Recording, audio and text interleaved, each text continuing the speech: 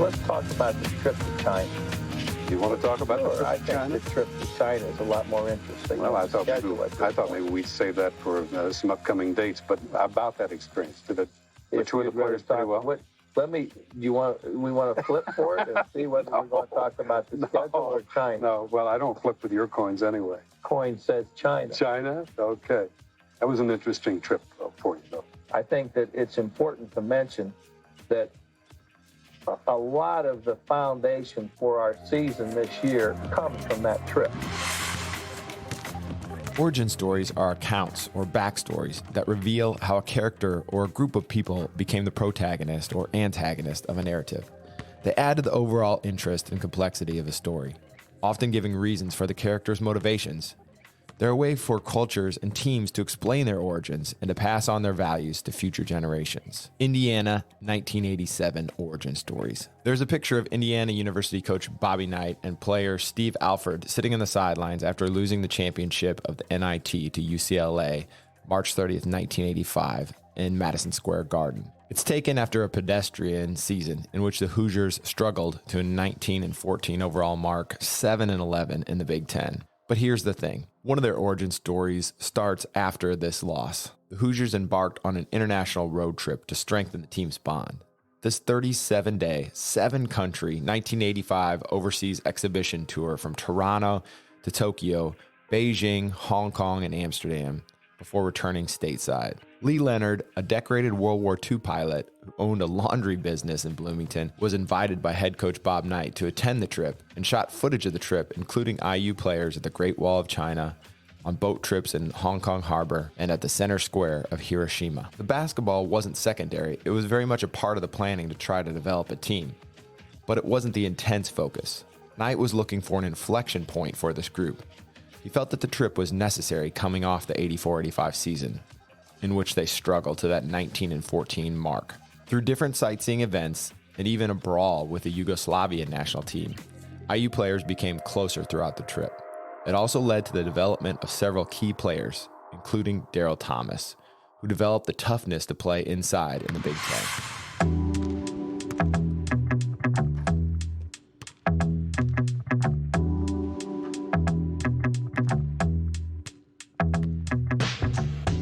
We're talking about origin stories today as we dive into 1987 and the look back at this Final Four. And I want to start with talking about IU here. They had this kind of run to the championship that year that maybe started years before it. And I want to just start out talking about like what is an origin story to you, and then we'll talk a little bit about like what is an origin story for a basketball team. But what do you consider an origin story, or what are some that come to mind for you? Because I listed a couple, but I'm just kind of curious, like what do you see, and do you see that as like an important thing in sports?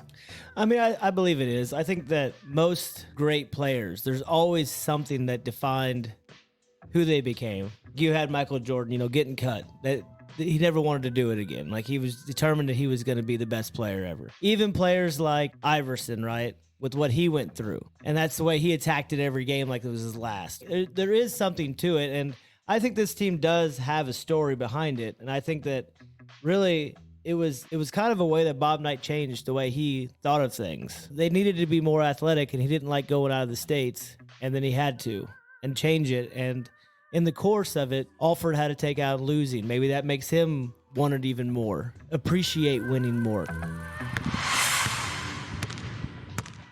Coach Knight, he was at the top of his game. NBA, collegiately, high school, I don't know of a stronger personality, a stronger ambassador to the game. A 76 perfect national championship season, another one in 81, and winning Big Tens like yearly. He realized we had to do something more, something extra to get back to where we wanted to be. He came in practice and said, hey, boys, we have an opportunity to go overseas and play in these world games. It grew as time went on. It went from a 10-day thing to a 5-week world tour. Like, that's an origin story to me. Like, Sure. like a Cinderella story, but in this way, I don't know if you really call it Cinderella because it's IU basketball. Right. But, like, in the 80s when, IU was pretty dominant. So yeah, I think there is a story. Well, let's start with our first possibility for an origin story. So there was this documentary a few years ago about the big trip. IU goes overseas to China, plays against all these like grown men, including Arvydas Sabonis.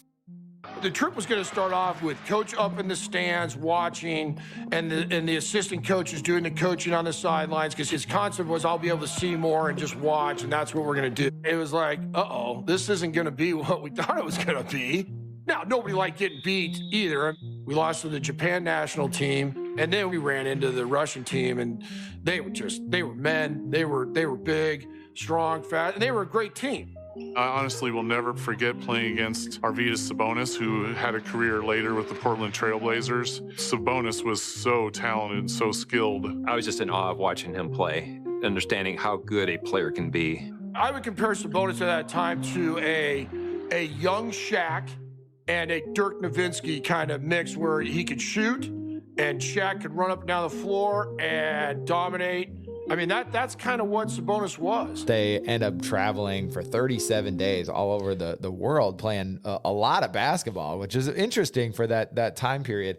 But do you see that as an origin story for this particular team? Because they pitch it like that in the documentary. I wasn't totally sold on it. Even some of the players in the documentary aren't necessarily sold on it, but it is interesting to think about taking a team traveling, working on the bonding, and knowing that they're gonna be together. Some of those guys will be there, because that's unusual too now. But of course, you knew that at the time. Like, this is something to do because these guys might be able to grow from this experience together. It's just incredible that they went for 37 days, right? I mean, yeah, I think I saw where they said that they didn't know if they could handle Coach Knight for over a month straight.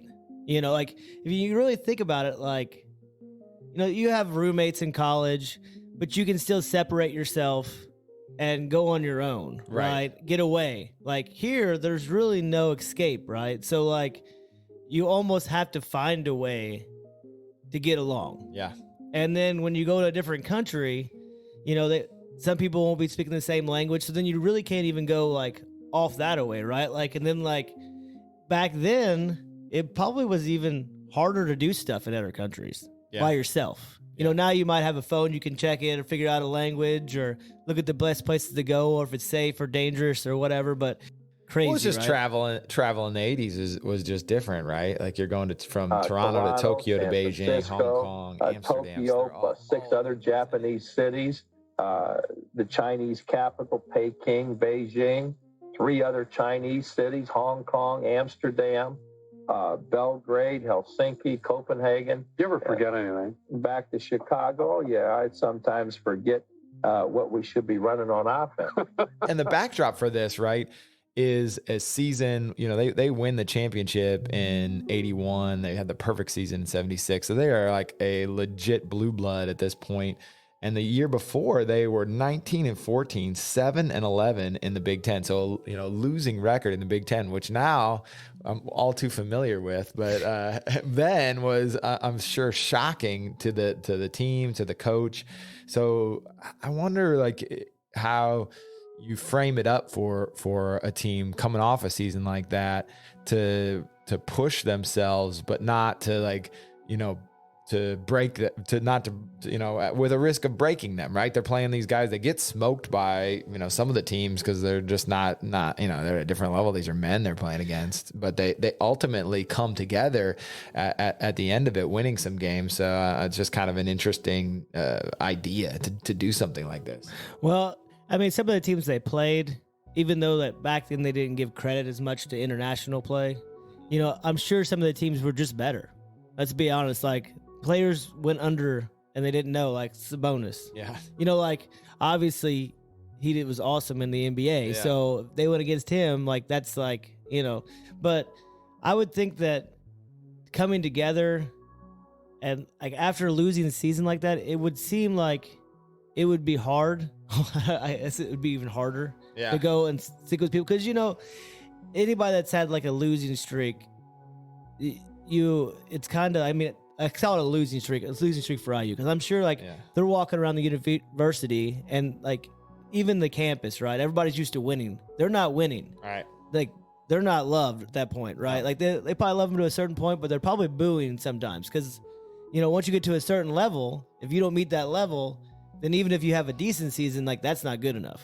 So For sure. then you're stuck with those people that maybe you thought weren't good enough on your team, like that you wanted an upgrade or you weren't getting playing time enough, But from what I read, it sounded like Bob Knight didn't make it all just about basketball. Like he wanted them to take in just the experience of the world, maybe make them appreciate their lives a little bit more. I mean, like just think if you go to a culture and they can't hardly afford to eat and you're complaining about losing a basketball game. Right. Like maybe that had something to do with it too, like maybe and to get their minds off the losing season, right? Like forget about what happened there. Let's just enjoy the trip, try to win some games, and just focus on life in general. There's no doubt in my mind that this team, Todd Meyer, Daryl Thomas, Steve Alford, Joe Hillman, Steve Isle, Brian Sloan, all these guys with us on that trip was prepared to win the championship. The importance of this story is the building of a team. They won a championship in 81, and I think if you ask us that had the great fortune of winning the championship in 87, that 85 tour was one of those reasons. Well, I think a coach, first of all, has to be able to get his players to play together.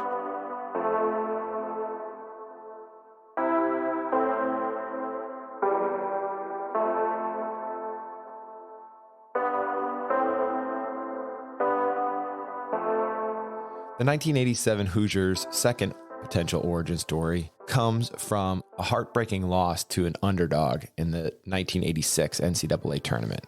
Bob Knight was coming off the roughest season of his career. The 1985 season had been marked by Indiana opening in the national top 5 and ending in the NIT. In between, Knight delivered his infamous chair throw. 1986 Indiana basketball convened with low expectations and the feeling the program was being overtaken by other teams in the Big Ten. Steve Alford was in his junior year and led Indiana in scoring with 23 points per game. Alford got help from his forwards, freshmen Rick Calloway and Daryl Thomas. Knight went into the junior college market for the first time to get Andre Harris, a 6'7" forward, for more rebounding. Knight was less than crazy about the whole JUCO idea. After agonizing over the decision to recruit transfer players who might tarnish his program's academic record, Knight brought in forward Andre Harris from Barton County Community College in Great Bend, Kansas. While Harris gave the Hoosiers some sorely needed credibility around the basket, he went AWOL academically once the season started. Harris left the team for academic reasons, and a junior college stigma arose. Indiana was unranked to start the year, but quickly got team's attention with a 15-point win over Notre Dame, a team bound for a 3 seed in the NCAA tournament. The Hoosiers were ready to go to Lexington and play Kentucky. In between the Notre Dame and Kentucky games, word leaked that Alford had posed for a calendar that a sorority was using as a fundraiser to help disabled girls. The long arm of the NCAA reached out and decided it was unacceptable, suspended Alford for the Kentucky game. Michigan State had the conference's MVP, point guard Scott Skiles, who averaged 27 points per game, and the Spartans would be the Big Ten's only team to reach the Sweet 16 come March. They came into Assembly Hall and handed Indiana a 77-74 loss. The promising season was now reeling. It was time for the stretch of Ohio State, Illinois, and Purdue again. This time on the road. An 84-75 win in Columbus was followed by a 61-60 escape in Champaign. Even though the road swing ended with a 17-point loss in West Lafayette, Indiana was flying high. They were 10-4 in the Big Ten, and against all odds were tied with mighty Michigan for the conference lead. Michigan State was nipping at the heels at 9-5 as the season hit its final 4 games. The Hoosiers came home and blasted Minnesota by 30+, then delivered an 80-73 win over Iowa in the home finale. The Wolverines and Spartans each held serve. Indiana would conclude the conference season as it had begun against these 2 opponents. A trip to East Lansing simplified the conference race drastically. Indiana won 79-69. They were still tied with Michigan. It was a winner-take-all Saturday afternoon in Ann Arbor. It was the last high point of the 1986 Indiana basketball season. The regular season finale was an unmitigated disaster. At 80-52 loss that was over by halftime. IU still picked up a 3 seed in the East Regional and had an opportunity for redemption in the NCAAs. Even though Alford scored 24 points while Harris went for 16 points and 10 rebounds, 14th seeded Cleveland State proved to be a lot better than anyone thought. The Vikings beat the Hoosiers 83-79 and ultimately reached the Sweet 16. The events of this season would be immortalized in John Feinstein's book, A Season on the Brink, a behind-the-scenes look at Knight and the entire program and the best-selling sports book of all time. More important from the perspective of Indiana fans is that the disappointing ending didn't change the fact that the program had gotten back on the right track. That's it. The game's over. If you're riding Cinderella, Center Mail, 2451 Euclid Avenue, Cleveland, Ohio, because they have just advanced today. That's it, Ralph. That's it. Game's over. Alford's going to commit the foul. 10 seconds left. Ramsey's going to go to the line for 2 more, and the Cleveland State Vikings are getting a standing ovation from this crowd in the Carrier Dome. When we opened up about an hour and 50 minutes ago, we told you that Cleveland State felt as if they could win this ball game, and they were sincere about their thoughts. All the way, Vikings. Baseline jump shot is good again.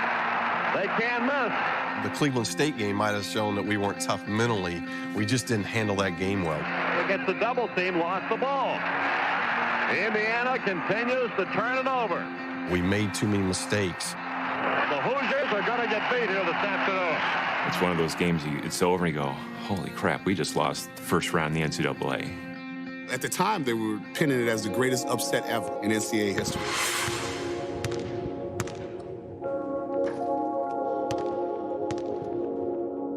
Can an upset or a big loss be a starting point for redemption or an origin story? Like, can you start with a loss? So pivoting a little bit to the Cleveland State game, because the next year they make the tournament and get things turned around a little bit, but then they get to the tournament and belly flop. They lose to Cleveland State, team that had never been in the tournament, and really point out some flaws maybe in the way that Knight was putting teams together at that point, like not modernizing his teams enough. And then, ultimately, again, like starting to build a different sort of narrative for IU basketball. Like now they'd had an unsuccessful season, then they built to a better season, but ultimately, again, fall short. So is it possible to use a loss like that? Do you think that could have been a springboard into the next year? Or do you think that ultimately it's more about like overcoming the loss and forgetting about it rather than like using it as motivation? Every day at practice, we walk into the locker room and the word Cleveland State would be written on the chalkboard every day. I would say that it could be used as motivation, but I think that in this case, motivation carried you so far, but I think maybe it gave motivation tonight to go outside of his normal standards. Like you could tell in this game that IU had good players, but Cleveland State had better athletes at some positions, or quicker. They were getting the loose balls. It wasn't that IU couldn't score and they couldn't do it, but like the press, like they're just faster and they're everywhere. Bobby Knight, outstanding head coach of Indiana, who has won 2 NCAA championships already in his career. And he's concerned about the physical capabilities of these kids from Cleveland State. They're very, very good athletes. There you see it. Indiana hasn't gotten the ball in bounds yet. Bob Knight sits back and thinks about things in life. And IU wasn't built for that. It was more about probably X's and O's, shoot a jump shot, let's set it up. That'll be good enough. And they weren't ready for the change of basketball. It was your typical Cinderella story for Cleveland State. There's one play where the guy threw a bounce pass around his back. And that time, he planned that perfectly. And that really set Cleveland up. I think they got a little bit more confidence after that play happened. You can just see Cleveland State, they didn't have any problem with lack of confidence to start, but their confidence level's going up and up. It's tough. This is what's so tough about a one and done tournament, right? Because you get the chance, even in the finals, you hear about them making adjustments. There's no chance to make adjustments. Like you get halftime, that's pretty much it. Yeah, that's true. And I mean, even at halftime, do you think that do you make a big adjustment or do you assume that they'll probably regress to the mean? You know what I mean? I think that's the toughest thing. And of course they do. It's not like it's a huge blowout or anything like that. No. So it's just like it's that Faustian bargain where you're trying to decide like, okay, I could change things up big time and start pushing up on them or press them. But does that then kind of undermine some of the things that we're doing and ultimately go in the other direction, right? Do you stay the course, stick with your game plan, and assume that in the longer, over the course of the whole game, it'll play out and we'll win? Oh, the other thing that I was really surprised about in that game was, why didn't IU press until the end? Like, I don't know. I don't think that they could have handled the pressure. Like, at the end, you could see it. Like, they pressed for a little bit there at the end. Yeah. And it really affected them. Like, I just don't know why they didn't start that earlier. I wonder, talking about that, and this is why getting into back to the origin story question, I wonder if this loss, as much as maybe it informed the team's character, it also changed the way that Knight thought about it. I mean, I love to ask him about it, just to think about, because the biggest talking point for going into the UNLV game, right, is that he talks to those guys and he's like, we're going to run with these guys. So he takes the kind of almost the opposite stance that he does in this game, and goes and makes a bold swing that you wouldn't necessarily think would work out. But maybe he's learned from, games like this where you're like, you know what, I need to be the one setting the agenda rather than having the agenda set on me, basically. They probably went back in the game field and they were like, man, these guys are really fast. Maybe we should do this more. Maybe we need to find how we can utilize these kind of players. The one player I do want to talk about in that game was the Mouse. Great move by the Mouse. The Mouse is a legend around. You get a good look at him right there. Is a legend around New York City playgrounds. Never played high school ball. Got all his seasoning on the New York City playgrounds in an AAU competition. He allegedly scored 55 points on Pearl, Washington in a playground game in New York City. I just had to bring it up because it was a fascinating story. Yeah, it's great. The guy never played high school basketball. Did you catch that? Yeah. Mm-hmm. And he was a freshman. And I was like, wow, 21-year-old freshman. Yep. Never played, and he helped them beat IU. How crazy is that story? Crazy all in the 80s story, like straight off the playground, just fascinating, like great nickname. Yeah, the coach is super interesting too for Cleveland State. Oh yeah. Yeah, unfortunately had not a great ending to his time there, but certainly kind of a classic character for a coach. I mean, Cleveland played out of their minds. Let's not make it sound like IU didn't have good enough athletes they could have won. I think it just brought up what could happen if we don't change our mindset. Right. For sure.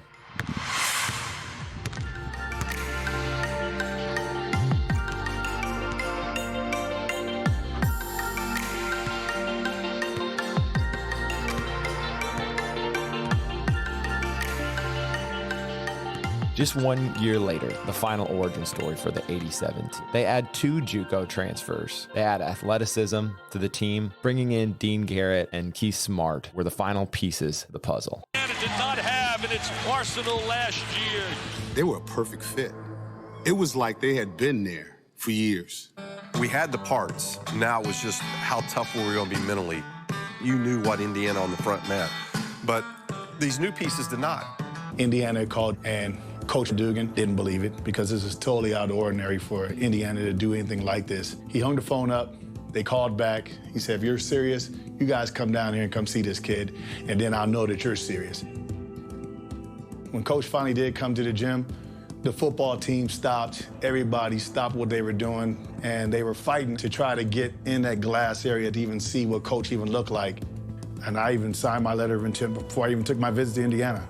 You know, I know everybody thinks he's calling up a play for Steve, but he didn't. He just like the first open shot. You know, and I'm just glad I didn't get the ball like Daryl did. I don't know what I would have done. I'm going to say 60-40, I would have probably shot it. We won the national championship because Daryl Thomas had the discipline to make the right decision under pressure. To pass the ball to Keith Smart in the corner. Keith caught the ball, shot, the rest is history. Bob always considered that the key play in his coaching career that Daryl Thomas made, carrying out every element of the Bob Knight game and getting the ball to the right guy, getting him open and taking your chances from there. Heart, passion, camaraderie, the Superdome, and legendary coaches. Over the course of this series, we're going to look at the 1987 Final Four and how the coaches and players connect and intersect to create this iconic season. Whether you were an Indiana player hoping to continue Coach Knight's legacy, a running Rebel looking to cement Tark's legend, one of Bayham's army, or a part of Pitino's scrappy upstarts. All the teams were going to be different after the 1987 Final Four. Iconic Seasons 1987 is a Principal podcast production. I'm your host and executive producer, Aaron Meyer. Robert Wire and The Chucker are my contributors. If you enjoy this series, head over to Apple Podcasts, Spotify, Stitcher, or wherever you get your podcasts, and follow the show, and make sure to leave a rating and review. It really helps us, and it helps others discover the show. If you want to get in touch with any questions or comments about the show, send us an email. Our email address is hardwoodhistory@gmail.com. You can also find me on Twitter @Principal Meyer. Thanks again for listening. We'll be back soon with more Iconic Seasons 1987.